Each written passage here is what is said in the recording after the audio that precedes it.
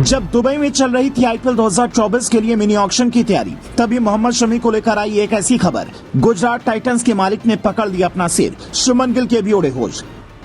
हार्दिक पांड्या के बाद मोहम्मद शमी छोड़ने वाले हैं गुजरात का साथ। एक बड़ी टीम ने दिया करोड़ों का ऑफर, गुस्से से आग बबूला हो गए गुजरात टाइटंस के मालिक। आईपीएल की कौन सी टीम ने किया शमी से संपर्क? आग की तरह फैल गई खबर। बीसीसीआई में मचा हड़कंप, हार्दिक पांड्या को उठी बैन करने की मांग। हाल ही में हार्दिक पांड्या को मुंबई इंडियंस ने ट्रेडिंग के जरिए अपने साथ जोड़ा। हार्दिक के लिए नीता अंबानी ने करोड़ों रुपए पानी की तरह बहा दिए। हार्दिक का जाना गुजरात टाइटंस के लिए बहुत बड़ा झटका साबित हुआ, क्योंकि हार्दिक गुजरात के कप्तान भी थे और जबरदस्त ऑलराउंडर भी। हार्दिक की कप्तानी में पहली बार गुजरात ने आईपीएल का खिताब जीता। हार्दिक के जाने के बाद शुभमन गिल को गुजरात टाइटंस का नया कप्तान बनाया गया है। आपको बता दें कि 19 दिसंबर को आईपीएल के लिए दुबई में मिनी ऑक्शन भी होने वाला है, जिसमें 1166 खिलाड़ियों की बोली लगाई जाएगी। लेकिन इसी बीच आईपीएल से जुड़ी एक ऐसी खबर सामने आई, जिसके बाद सनसनी फैल गई। हर कोई कह रहा है कि ऐसा कैसे हो सकता है। दरअसल हार्दिक के बाद अब मोहम्मद शमी भी गुजरात का साथ छोड़ने वाले हैं। इसका खुलासा खुद गुजरात टाइटंस के सीईओ कर्नल अरविंद सिंह ने किया है। कर्नल अरविंद सिंह ने सनसनीखेज खुलासा करते हुए बताया कि शमी पर भी एक फ्रेंचाइजी की नजर थी और उन्हें टीम में शामिल होने का ऑफर दिया गया था। गुजरात टाइटंस के सीईओ का कहना है कि आईपीएल ने ट्रेडिंग के जरिए एक सिस्टम तैयार किया है। आप खिलाड़ी को डायरेक्ट अप्रोच नहीं कर सकते, इससे मिसमैनेजमेंट होगा। उनका मानना है कि ट्रेडिंग नियमों के तहत ही होना चाहिए।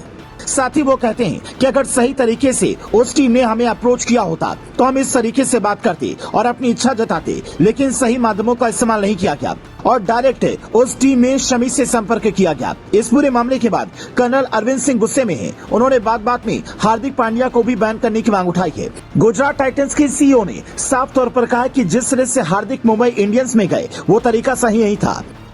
उन्होंने कहा आईपीएल ट्रेड के लिए खिलाड़ियों से सीधे तौर पर संपर्क करना गलत है। टीमों को इसके लिए बीसीसीआई की प्रक्रिया का पालन करना चाहिए, लेकिन हार्दिक के ट्रेड का ये तरीका सही नहीं था और टीम प्रबंधन इससे नाखुश है।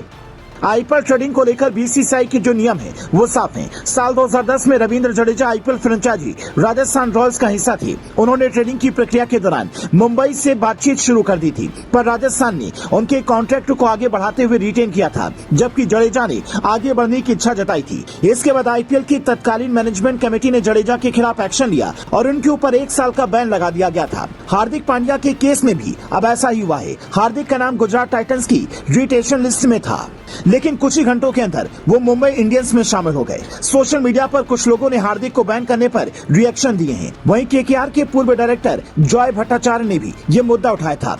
फिलहाल बीसीसीआई, आईपीएल या किसी भी अथॉरिटी की तरफ से इसको लेकर कोई प्रतिक्रिया सामने नहीं आई है। अब देखना होगा कि हार्दिक का आगामी आईपीएल में भविष्य क्या होगा। हार्दिक पहले ही गुजरात छोड़ चुके हैं और अब हार्दिक के बाहर होने के बाद शमी गुजरात के लिए बहुत जरूरी हो गए हैं, क्योंकि हाल ही में खत्म हुए वनडे विश्व कप में मोहम्मद शमी सबसे ज्यादा विकेट लेने वाले गेंदबाज बने। आईपीएल 2023 में भी वो पर्पल कैप होल्डर बने थे और अपनी टीम को लगातार दूसरी बार टूर्नामेंट के फाइनल में पहुंचाया। ऐसे दमदार प्रदर्शन की बूते ही शमी की जबरदस्त डिमांड बढ़ गई है। इसी बीच शमी अपनी टखने की चोट से परेशान नजर आ रही है। भारतीय टीम का साउथ अफ्रीका दौरा 10 दिसंबर से शुरू हो रहा है। मेन इन ब्लूज को पहले T20 सीरीज खेलनी है, उसके बाद वनडे, फिर टेस्ट सीरीज होगी। शमी को व्हाइट बॉल फॉर्मेट में आराम दिया गया है। उन्हें 2 टेस्ट मैच की सीरीज में रखा गया है। हालांकि उनका खेलना इस बात पर निर्भर करता है कि वो अपनी इंजरी से कितनी जल्दी उबरते हैं। लेकिन फिलहाल शमी को लेकर आईपीएल से जो खबर सामने आई है वो वाकई हैरान करने वाली है।